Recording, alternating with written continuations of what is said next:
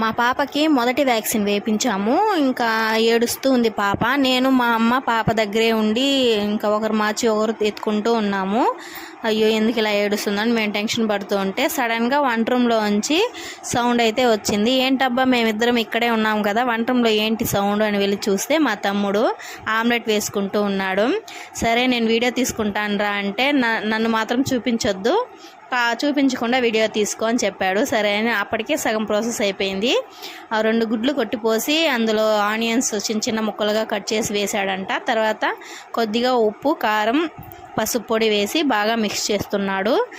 తర్వాత అంతే పెనం పెట్టుకొని కొంచెం ఆయిల్ వేసి బాగా స్ప్రెడ్ చేసి ఈ కలుపుకున్న మిశ్రమాన్ని దానిపైన పోసి కొద్దిసేపు కాలనిచ్చి ఇంకా టర్న్ చేసుకొని దించేశాడు.